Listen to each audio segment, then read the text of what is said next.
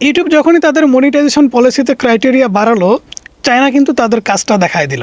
তারা কিন্তু নতুন ইউটিউবের মতনই ইউটিউবকে টেক্কা দিতে একটা অ্যাপ্লিকেশন লঞ্চ করে ফেললো, বিলিবিলি। অ্যাপ্লিকেশনটা কিন্তু নতুন কোনো অ্যাপ্লিকেশন না, এটা কিন্তু চায়নাতে অ্যাভেলেবেল ছিল, কারণ চায়নাতে কিন্তু ইউটিউব ব্যান। ইউটিউব কিন্তু চায়নাতে চলে না। তারা কিন্তু এতদিন যাবৎ বিলিবিলি অ্যাপের মাধ্যমে সব ধরনের ভিডিও শেয়ার করতো এবং সেখান থেকে তারা ইনকাম করতো। এবং চায়না এখন সিদ্ধান্ত নিয়েছে এটা কিন্তু গ্লোবালি গোটা বিশ্বে তারা ছড়িয়ে দেবে।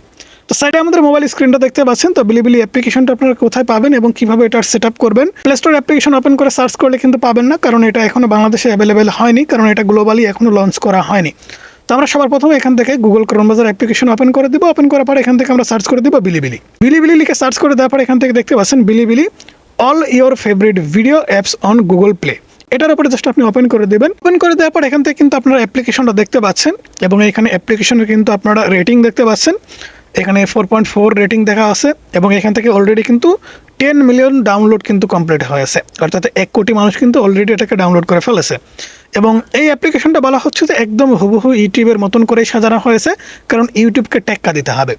এমনও হতে পারে ইউটিউবের শুরুটা যেমন ছিল, ইউটিউব যখন শুরু করছিল তখন কিন্তু কোনো প্রকার মনিটাইজেশনের জন্য ক্রাইটেরিয়া ছিল না, ভিডিও আপলোড করলেই ইনকাম।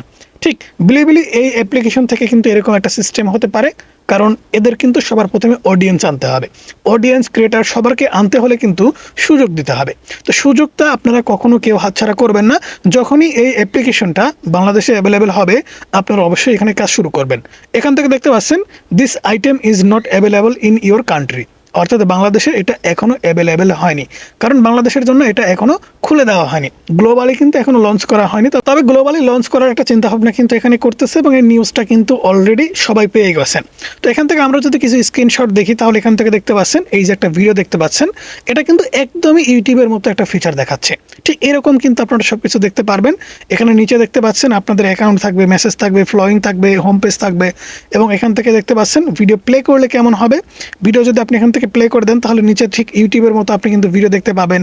এবং এখানে সবথেকে মজার বিষয় হচ্ছে এখান থেকে দেখতে পাচ্ছেন এআই ডাবিং, অর্থাৎ চাইনিজদের ভিডিও আপনি চাইলে কিন্তু হিন্দিতে দেখতে পারবেন, বাংলাতে দেখতে পারবেন, অর্থাৎ এখানে এআই থেকে কিন্তু আপনাকে সব কিছু ডাবিং করে করে দেখানো হবে। এই যে দেখতে পাচ্ছেন প্রত্যেকটা ভিডিও কিন্তু আপনি ডাবিং করে দেখতে পারবেন। এছাড়া এখান থেকে আপনি কমেন্টসগুলো ঠিক এরকমভাবে দেখতে পারবেন।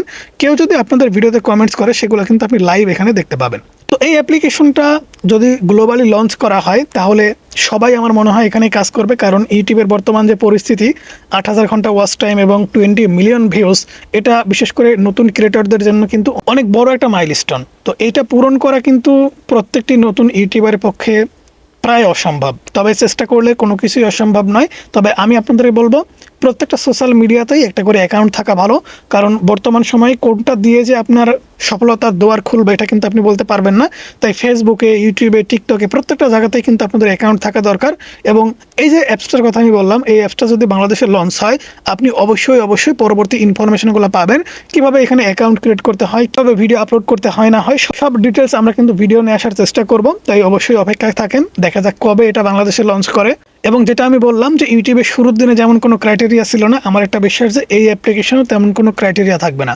শুধুমাত্র নিজস্ব ক্রিয়েটিভ ভিডিও আপলোড করতে পারলেই আমার মনে হয় তারা ইনকাম দিবে। তো দেখা যাক তারা কি করে। ততক্ষণ টেক কেয়ার, বাই বাই, দেখা হচ্ছে পরবর্তী কোনো ভিডিওতে।